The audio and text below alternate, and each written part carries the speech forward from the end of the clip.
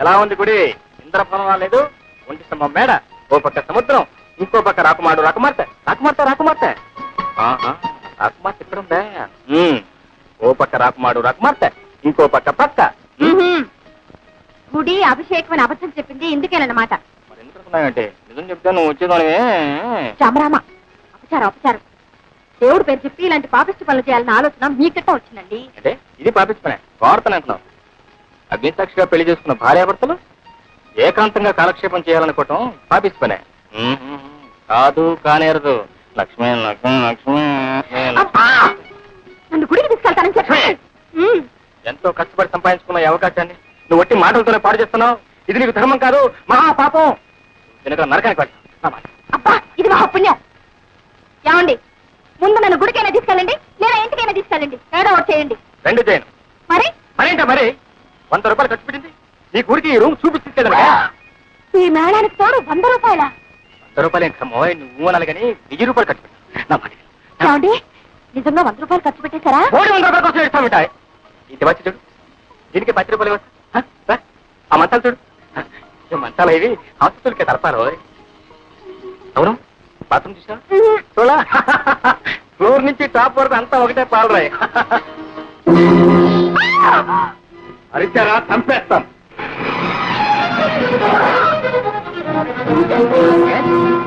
ఈ హోటల్లో స్మగ్లర్ తాకున్నాడని ఆచూకీ వచ్చి. ఈజీ. ఓహ్, నమస్తే.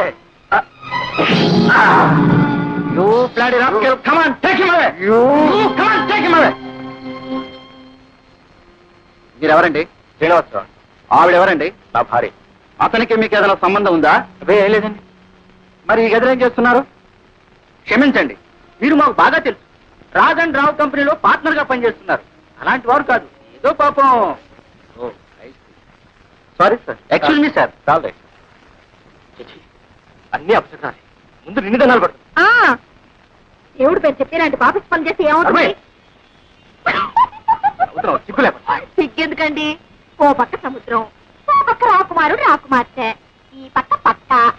మన పక్క పక్కే. సుఖం లేదు, శాంతి లేదు, విశ్రాంతి లేదు.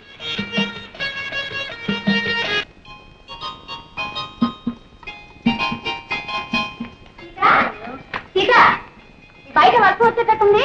ఎలా ఉంది? ఇక్కడ ఉన్నారా? అక్కడే ఉన్నారండి అమ్మగారు. అలాగా 1 2 3 4 5 బుజ్జోడి. అదేటమ్మగారు, మీరు పక్కలోనే ఉంటాను. ఏమిటో ఇంతమంది అయ్యేసరికి లెక్కే తెలియటం లేదు.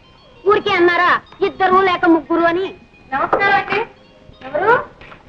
కొత్త పంతులమ్మ గారా? రండి రండి, మీకొస్తే చూస్తున్నా. ఒరే పవను, రాము, వెళ్ళి పాటలు నేర్చుకోండి. రండి బాబు రండి. సీత, నువ్వు ఈ పిల్లలందరినీ పైకి తీసుకెళ్ళి. టీచర్ రాగానే ఏం చెప్పాలి? Good morning.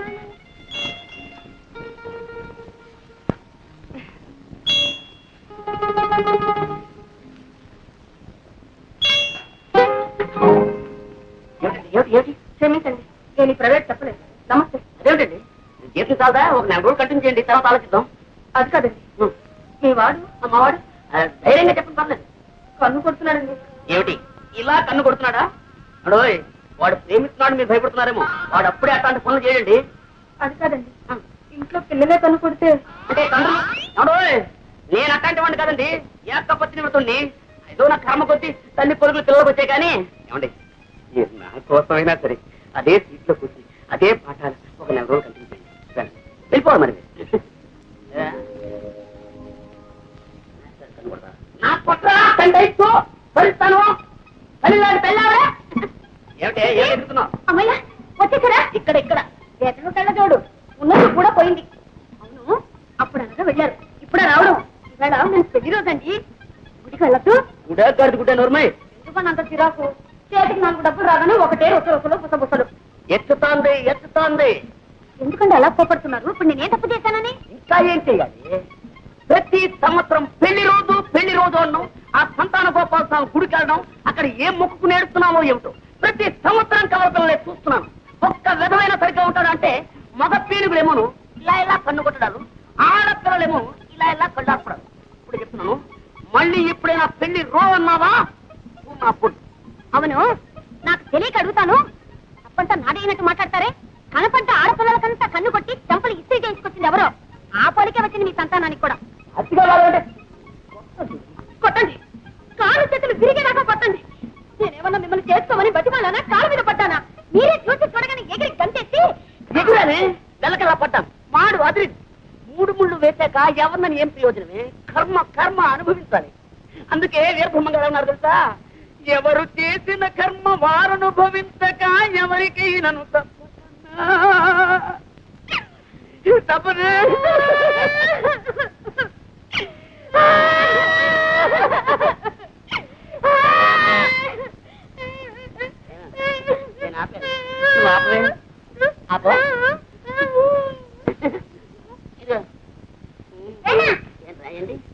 ఆడపిల్లలు కన్ను కొట్టే ఏం చేయమండి?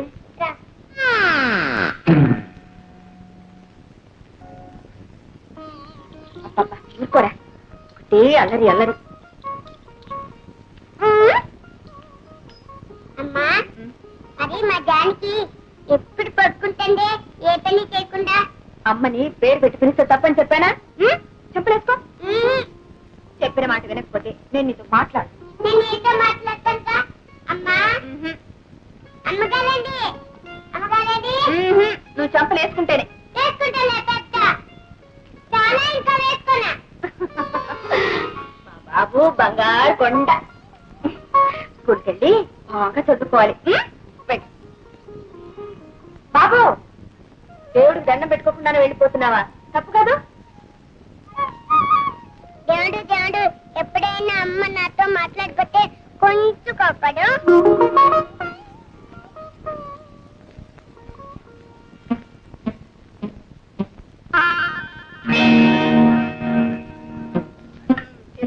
ఏమిటి అలా చూసి వేస్తావు? ఇంకో చెప్తి తినండి. నా మొహం అంటున్నాను రా. ఇదిగో మీ నాయనమ్మ ఓడొక్క పెట్టి ఇంకోడొక్క మాడుతుంది. నేను పెట్టబట్టి సరిపోతుంది నాయన, లేకపోతే మీ తాతయ్య బల్లలు కుర్చీలు కూడా తింటారు.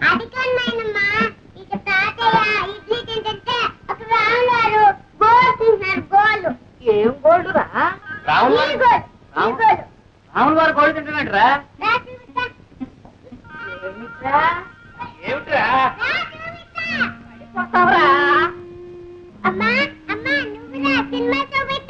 ఏమి సినిమారా? ఇంత లేవు నన్నే తప్పు పెడతావా? తప్పు చేసి నువ్వే చెంపలేసుకో. ఆహా ఎంత అభిమానం! వాడిని అడ్డు పెట్టుకుని నేను అవమానిస్తూ ఇంకా ఈ నాటకం కూడా ఎందుకు? ఏమిటక్కాది, పసివాడు ఏదో తెలియకన్నాడు. వాడికి తెలియకపోతేనే నువ్వు ఉన్నావుగా నేర్పడానికి. అబ్బా కాస్త దానికి ఎందుకే ఇంత రాద్దాంతో. అయినా నువ్వు మాత్రం ఏమిటి గోళ్ళు కత్తిరించుకుని రామాయణం మీద వెయ్యాలా? మీ అత్తయ్య అనేది ఏమిటంటే ఇప్పుడిప్పుడే దేశం ఎందుకుంటూ ఉంది కదూ. నువ్వు ఇటువంటి పనులు చేస్తే ఆ ధనలక్ష్మికి అజీర్తి పట్టుకుని ఎండిపోతుందేమోనని అంతే. అవును, ఈ ఇంటికి నేను దరిద్ర ఆవిడ మహాలక్ష్మి అంతేనా? ముష్టిదారికైనా హీనమైపోయిన బ్రతుకు. మళ్ళీ ఏం జరిగింది? ఏమీ లేదురా, చేస్తున్న ఉద్యోగం మానిపించేసాం కదా, దాంతో పని లేక గోల్డ్ ఎదుగుంటాయి. అవి కత్తిరించుకుని రామాయణం మీద వేసుకుంటూ ఉంది. దాంతో 1 మాటలో 3వ మాటతో మొహం ముడుచుకుని వెళ్ళిపో.